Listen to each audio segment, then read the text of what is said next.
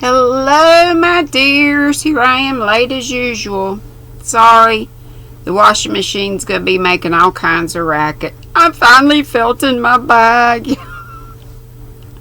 I thought I would be by this time last night, but whatever. I'm so excited. Okay, chapter 4, and Pat said this is not the book she thought it was. But hey, it's a classic. It's Charles Dickens. It is strange so far, but we're improving our mind reading the classics. Chapter 4. Boy, do I need my eyes examined, y'all. I'm sorry, but I'll do the best I can. Mr. and Mrs. Quilp resided on Tower Hill, and in her bower on Tower Hill, Mrs. Quilp was left to pine the absence of her lord, who sounds so gross. When he quitted her on the business which he had already seen to transact, Mr. Quilp could scarcely be said to be of any particular trade or calling, though his pursuits were diversified and his occupations numerous.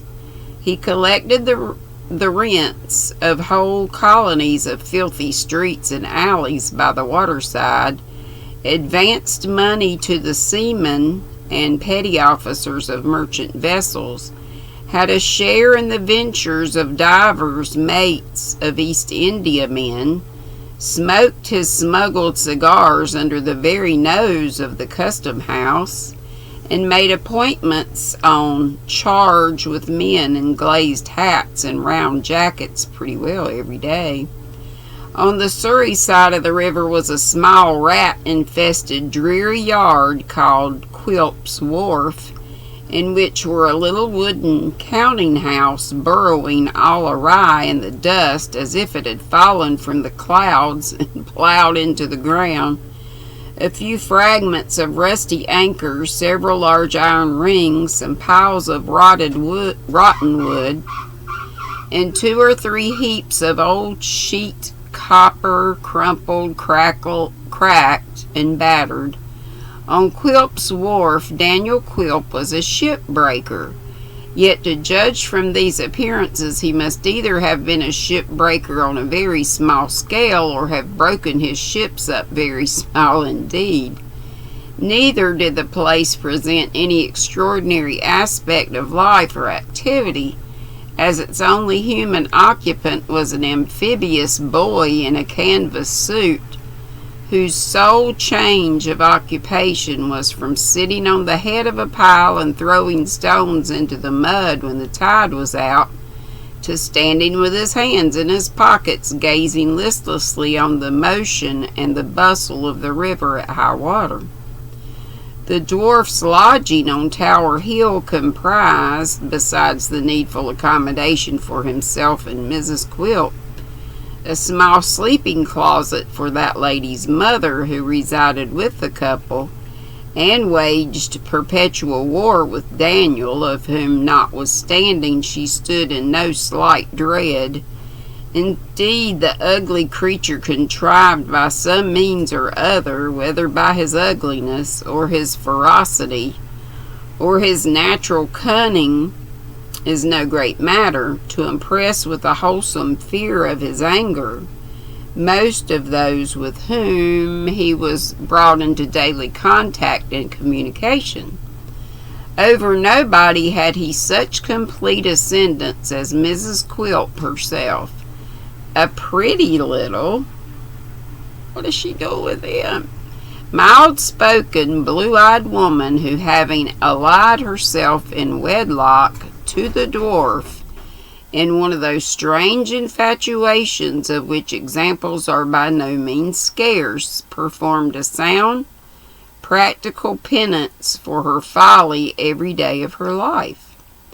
It has been said that Mrs. Quilp was pining in her bower. In her bower she was, but not alone, for besides the old lady, her mother, of whom mention has recently been made, there were present some half-dozen ladies of the neighborhood who had happened by a strange accident, and also by a little understanding among themselves, to drop in one after another just about tea time. This being a season favorable to conversation, and the room being a cool, shady, lazy kind of place, with some plants at the open window shutting out the dust and interposing pleasantly enough between the tea table within and the old tower without, it is no wonder that the ladies felt an inclination to talk and linger, especially when there are taken into account the additional inducements of fresh butter, new bread, shrimps, and watercresses. Now, the ladies being together under these circumstances, it was extremely natural that the discourse should turn upon the propensity of mankind to tyrannize over the weaker sex, and the duty that developed upon the weaker sex to resist that tyranny and assert their rights and dignity. It was natural for 4 reasons. Firstly, because Mrs. Quilp, being a young woman and notoriously under the dominion of her husband, ought to be excited to rebel. Secondly, because Mrs. Quilp's parent was known to be laudably shrewish in her disposition and inclined to resist male authority. Thirdly, because each visitor wished to show for herself how superior she was in this respect to the generality of her sex. And fourthly, because the company, being accustomed to scandalize each other in pairs, were deprived of their usual subject of conversation now that they were all assembled in close friendship, and had consequently no better employment than to attack the common enemy. Moved by these considerations, the stout lady opened the proceedings by inquiring, with an air of great concern and sympathy, how Mr. Quilp was, whereunto Mr. Quilp's wife's mother replied sharply, "Oh, he was well enough. Nothing much was ever the matter with them, and ill weeds were sure to thrive." All the ladies then sighed in concert, shook their heads gravely, and looked at Mrs. Quilp as a martyr. "Ah," said the spokeswoman, "I wish you'd give her a little of your advice, Mrs. Genuine." Mrs. Quilp had been a Miss Genuine, it should be observed. Nobody knows better than you, ma'am, what us women owe to ourselves. "Oh, indeed, ma'am," replied Miss Genuine. "When my poor husband, her dear father, was alive, if he had ever ventured a cross word to me, I'd have—" The good old lady did not finish the sentence, but she twisted off the head of a shrimp with a vindictiveness which seemed to imply that the action was in some degree a substitute for words. In this light, it was clearly understood by the other party, who immediately replied with their great approbation, "You quite enter into my feelings, ma'am, and it's just what I'd do myself." "But you have no call to do it," said Mrs. Genuine. "Luckily for you, you have no more occasion to do it than I had." "No woman need have if she was true to herself," rejoined the stout lady. "Do you hear that, Betsy?" said Mrs. Genuine in a warning voice. "How often have I said the same words to you and almost gone down on my knees when I spoke 'em?"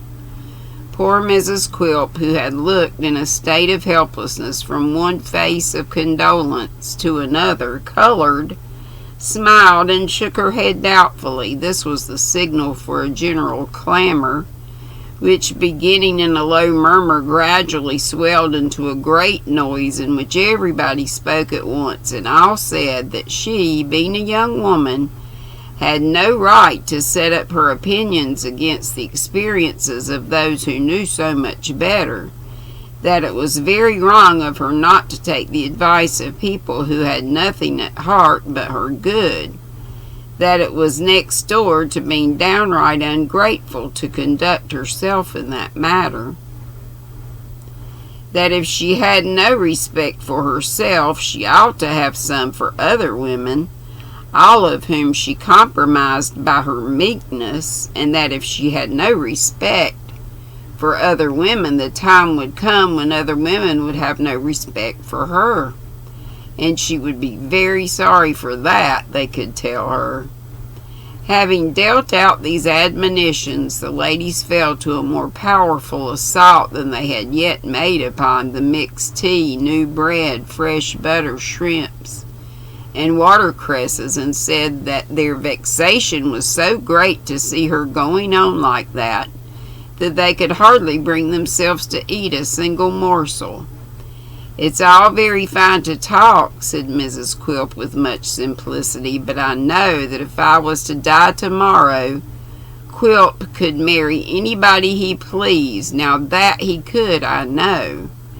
There was quite a scream of indignation at this idea. Marry whom he pleased. They would like to see him dare to think of marrying any of them. They would like to see the faintest approach to such a thing. One lady, a widow, was quite certain she should stab him if he hinted at it. "Very well," said Mrs. Quilp, nodding her head. "As I said just now, it's very easy to talk. But I say again that I know, that I'm sure, Quilp has such a way with him when he likes, that the best-looking woman here couldn't refuse him. If I was dead and she was free and he chose to make love to her, come." Everybody bridled up to this remark, as much to say as, "I know you mean me, let him try, that's all." And yet for some hidden reason they were all angry with the widow, and each lady whispered in her neighbor's ear that it was very plain that said widow thought herself the person referred to, and what a puss she was. "Mother knows," said Mrs. Quilp, that what I say is quite correct, for she often said so before we were married. Didn't you say so, Mother?" This inquiry involved the respected lady in rather a delicate position, for she certainly had been an active party in making her daughter Mrs. Quilp.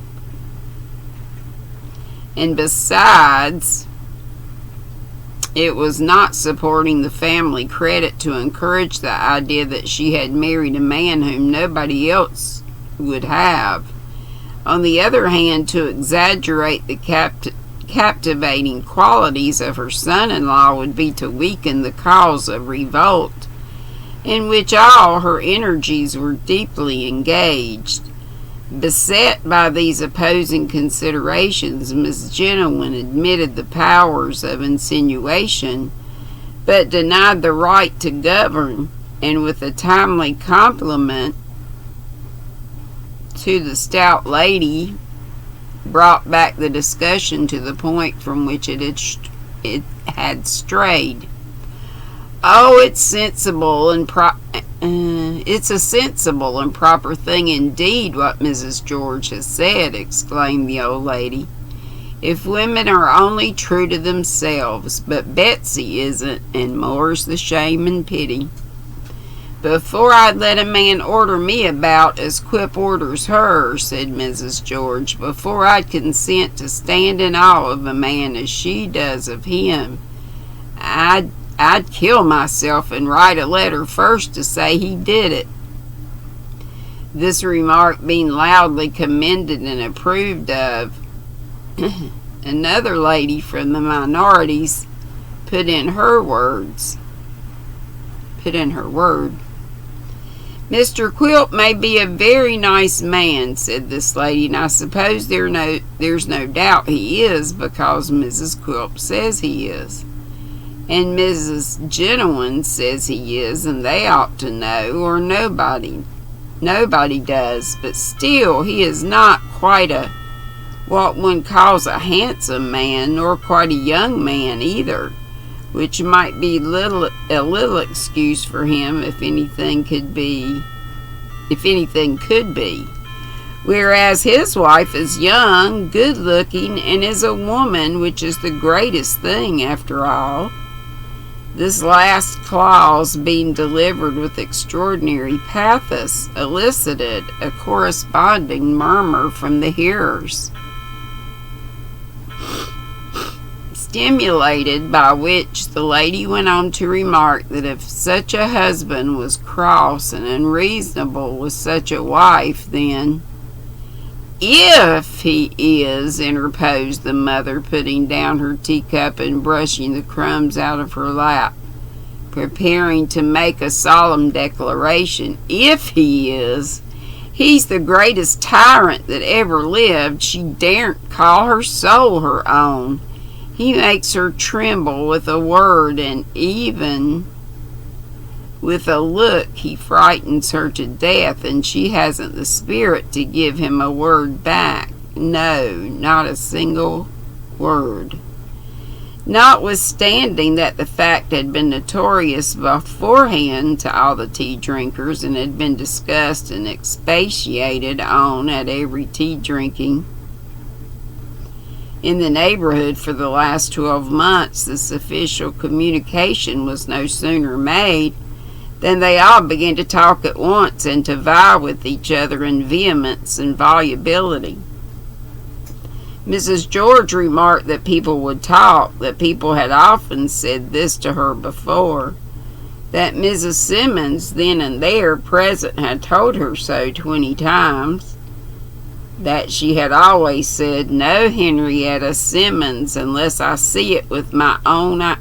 No, Henrietta Simmons, unless I see it with my own eyes and hear it with my own ears, I never will believe it." Mrs. Simmons corroborated this testimony and added strong evidence of her own. The lady from the minorities counted a successful course of treatment under which she had placed her own husband, who, from manifesting 1 month after marriage unequivocal symptoms of the tiger, had by this means become subdued into a perfect lamb.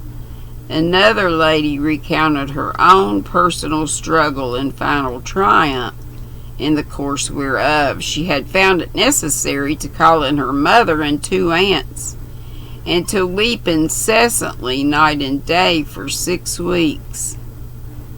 A third, who in the general confusion could secure no other listener, fastened herself upon a young woman still unmarried who had happened to be amongst them, and conjured her, as she valued her own peace of mind and happiness, to profit by this solemn occasion,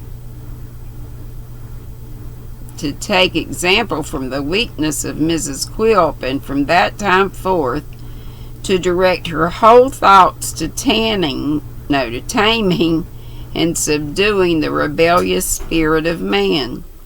The noise was at its height, and half the company had elevated their voices into a perfect pitch, in order to drown the voices of the other half, when Mrs. Genuine was seen to change color and shake her forefinger stealthily, as if exhorting them to silence. Then, and not until then, Daniel Quilp himself, the cause and occasion of all this clamor, was observed to be in the room, looking on and listening with profound attention. "Go on, ladies, go on," said Daniel. "Mrs. Quilp, pray ask the ladies to stop to supper and have a couple of lobsters and something light and palatable." I didn't ask them to tea, Quilp," stammered his wife. It's quite an accident." "So much the better, Mrs. Quilp. These accidental parties are always the pleasantest," said the dwarf, rubbing his hands so hard that he seemed to be engaging in manufacturing of the dirt with which they were encrusted little charges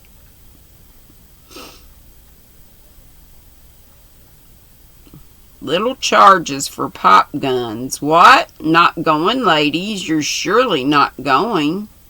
His fair enemies tossed their heads slightly as they sought their respective bonnets and shawls, but left all verbal contention to Mrs. Genuine, who finding herself in the position of champion, made a faint struggle to sustain the character.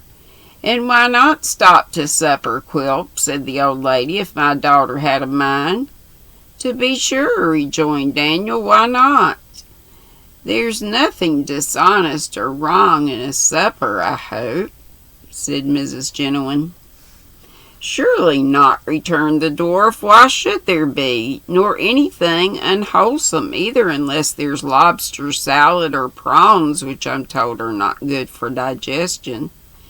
And you wouldn't like your wife to be attacked with that, or anything else that would make her uneasy, would you?" said Mrs. Genuine. "Not for a score of worlds," replied the dwarf with a grin. "Not even to have a score of mother-in-laws at the same time, and what a blessing that would be." "My daughter's your wife, Mr. Quilp, certainly," said the old lady with a giggle meant for satirical, and to imply that he needed to be reminded of the fact, "your wedded wife." "So she is, certainly. So she is," observed the dwarf. "And she has a right to do as she likes, I hope, Quilp," said the old lady, trembling, partly with anger and partly with a secret fear of her impish son-in-law.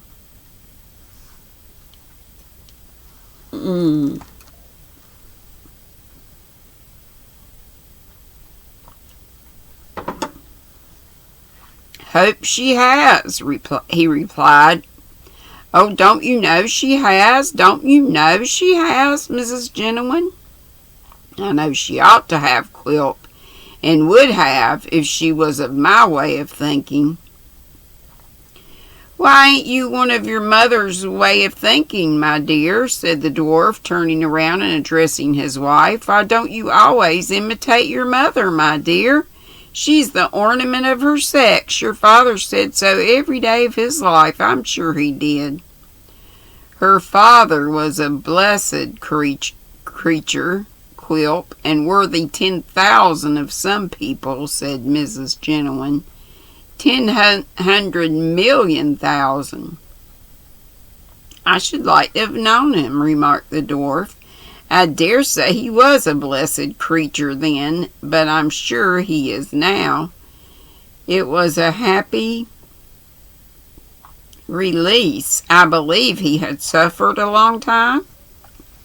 The old lady gave a gasp, but nothing came out. Quilp resumed with the same malice in his eye, the same sarcastic politeness on his tongue. "You look ill, Mrs. Genuine.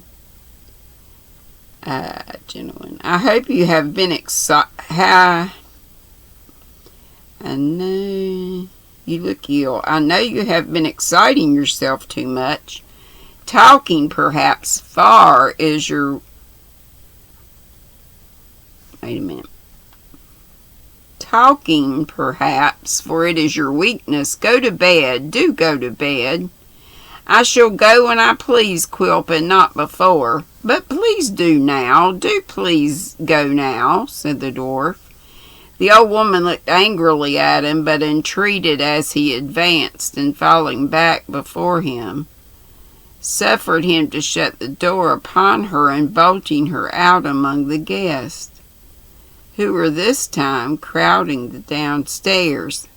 Being left alone with his wife, who sat trembling in a corner with her eyes fixed upon the ground, the little man planted himself before her, and folding his arms, looked stealthily at her for a long time without speaking.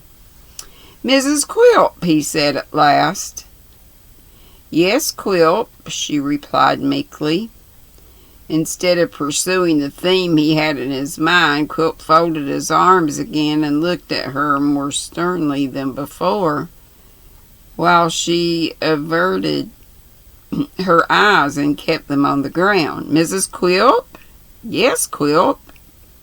"If ever you listen to these beldames again, I'll bite you."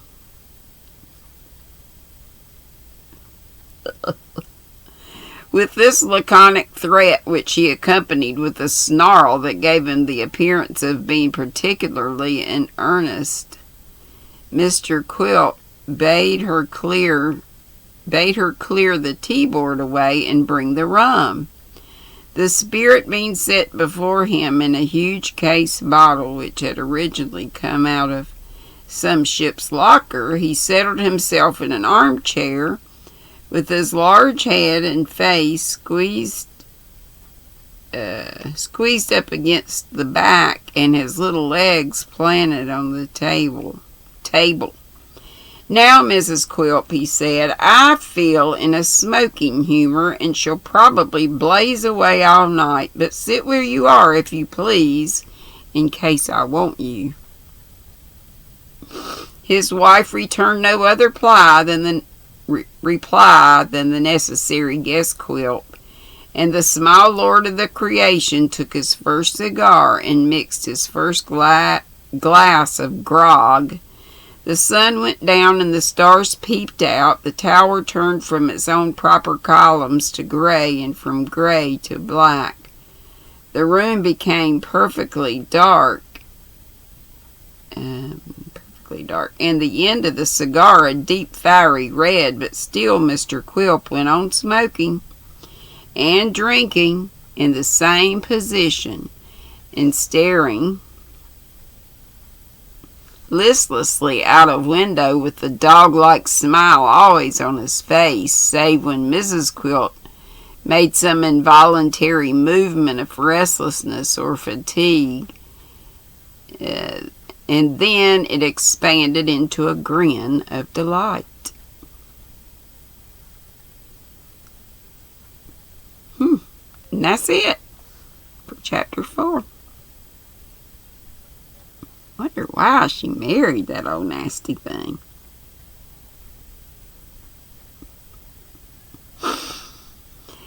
Well, the washer has stopped. I'm going to check it. I might have to put it through a second time. We'll see. So excited. And then, while that's working, I may have already said this, I don't know. I'm going to finish this up. There's only like, I think 5 more rows. And then Ginger last night on her little tutorial, they made a hair scrunchie. So I'm going to make a red, white, and blue hair scrunchie. It was Deni's. Deni was calling out the pattern. I was just going to make my usual scrunchie, just single crochets and then doubles or half double or whatever. But I saw Ginger's this morning on their live, and it was right cute. Then I'm going to get back. Get a little extras, whether you want it or not. Get back on this chemo do-rag.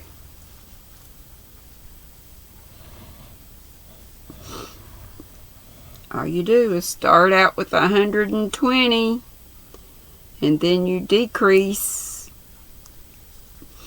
On the one row you just knit, and on the decrease row you decrease to a point, so it's a triangular. I think it's going to be like the little triangular head scarves, whatever you call them, kind of bandana like, if you folded a bandana in half and put it on your head. I think it's going to be like that. So anyway, I got projects. And I'm supposed to be casting on some socks, which I have just started. But